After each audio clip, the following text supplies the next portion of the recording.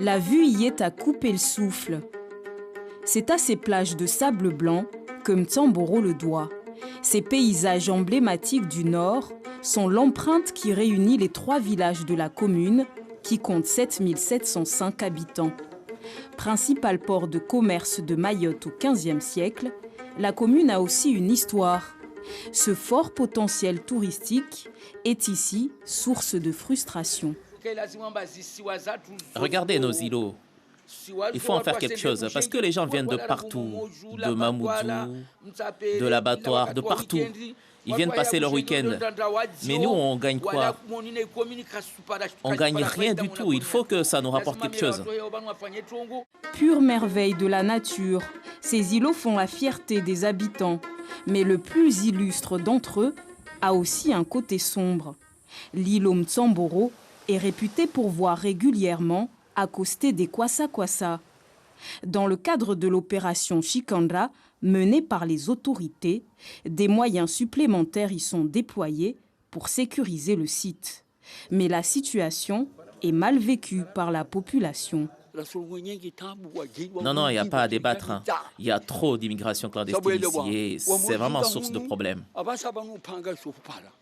Mtsamboro serait pourtant un simple point de passage. La part d'étrangers y est la plus faible à Mayotte, entre 15 et 24%. Ici, plus d'un tiers de la population active a un emploi. 9 écoles et un récent collège assurent la scolarité des plus jeunes. La population jouit d'un excellent cadre de vie, selon l'INSEE, avec des logements plus confortables qu'en moyenne. 8 sur 10 sont en dur. Toutefois, certains défendent le droit à se loger dignement. Il faut qu'ils construisent des lotissements pour nous ou nous donner des terrains pour construire. Ils ne peuvent pas nous dire aujourd'hui qu'il faut qu'on parte de là où on habite. On ne sait pas où aller. L'insalubrité, à l'origine d'une recrudescence de la dengue dans la commune, est également source d'inquiétude. Notre commune, c'est quand même sale. Et au niveau du ramassage des ordures, ce n'est pas régulier. Donc je pense qu'il fallait que ça soit vraiment mis en place pour que ça soit régulier. La plage de l'îlot de Mtsamboro est une plage qui est fréquentée quasiment par les touristes tous les week-ends.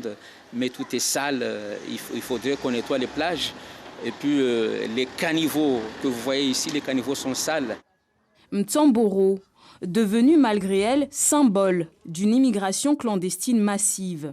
Un phénomène qui jette une ombre sur ses innombrables atouts. Un potentiel économique qui n'attend qu'à être exploité.